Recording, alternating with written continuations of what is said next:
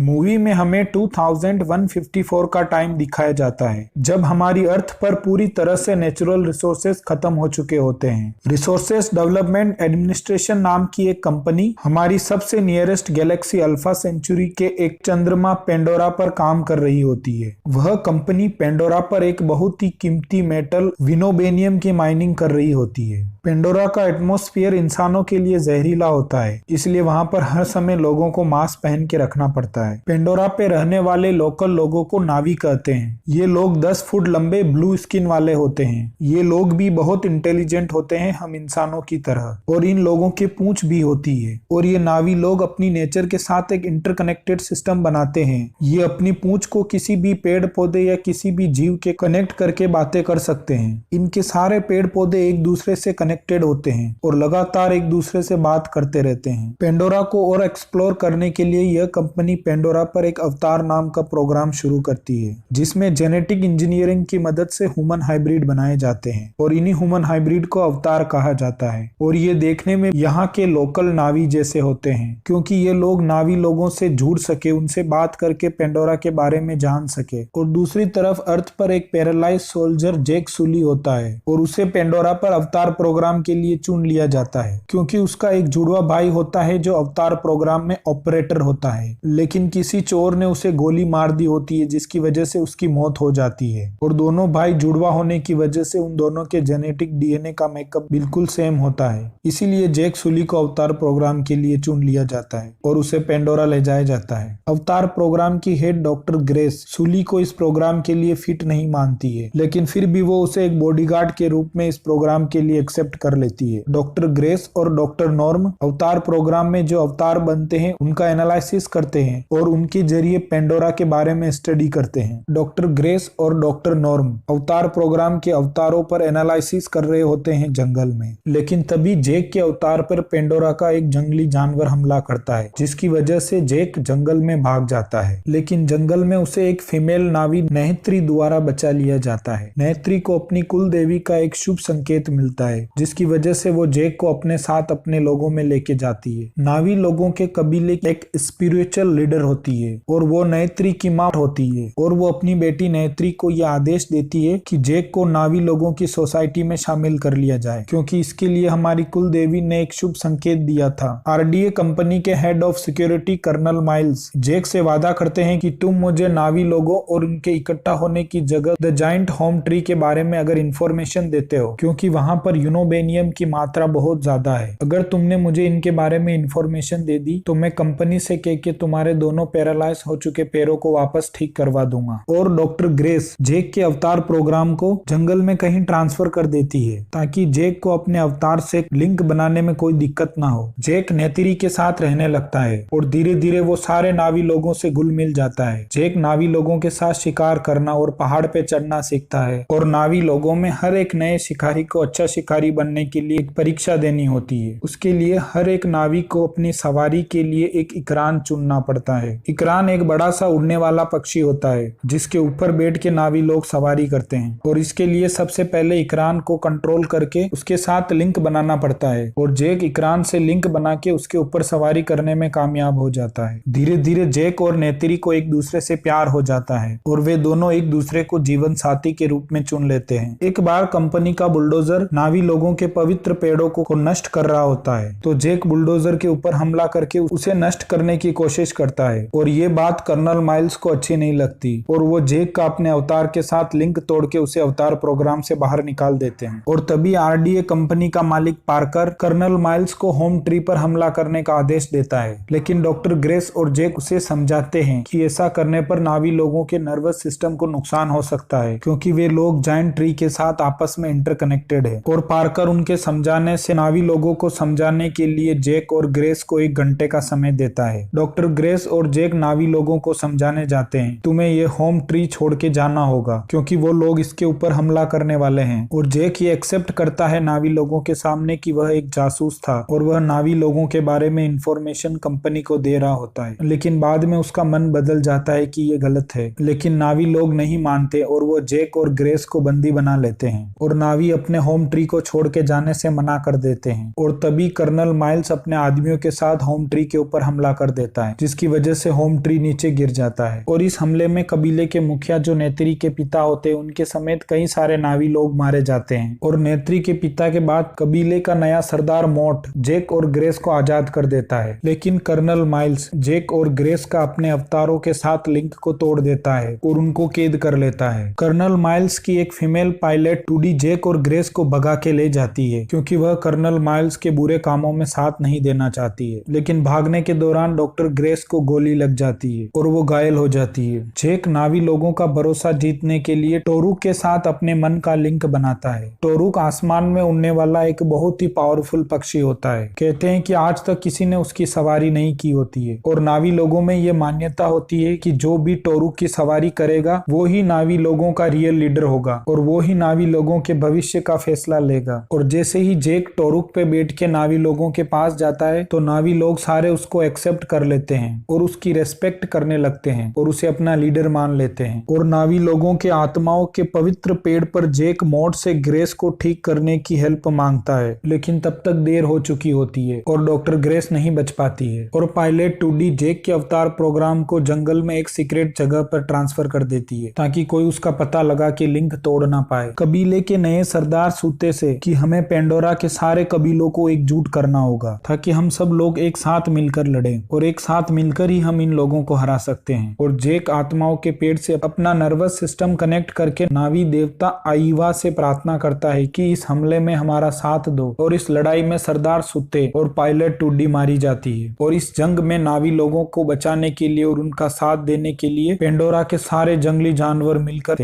एक साथ कंपनी की फौज के ऊपर हमला कर देते हैं। और नेत्री कहती है कि देवी आईवा ने हमारी प्रार्थना सुन ली और वो हमारी मदद करने के लिए आ गई। और कर्नल माइल्स एक रोबोटिक सूट पहन के अपने एक्सीडेंट हुए यान से निकल के बच जाता है और कर्नल माइल्स जेक के अवतार प्रोग्राम को ढूंढ लेता है और जेक का अपने अवतार के साथ लिंक तोड़ देता है और जेक बिना ऑक्सीजन मास्क के पेंडोरा के जहरीले एटमॉस्फेयर में सांस नहीं ले पा रहा होता है। और जैसे ही कर्नल माइल्स जेक के अवतार को मारने वाले होते हैं तभी नेत्री उसके ऊपर हमला करके कर्नल माइल्स को मार डालती है और नेत्री जेक को ऑक्सीजन मास्क पहना के उसे मरने से बचा लेती है। जेक डॉक्टर नोम और कुछ अच्छे लोगों को छोड़ के बाकी सारे लोगों को पेंडोरा से निकाल दिया जाता है। आत्माओं के पेड़ की हेल्प से जेक परमानेंटली अपने अवतार प्रोग्राम में ट्रांसफर हो जाता है। अब उसे अपने अवतार प्रोग्राम के लिए किसी भी लिंक की जरूरत नहीं है। और इसी के साथ हमारी मूवी की कहानी खत्म हो जाती है।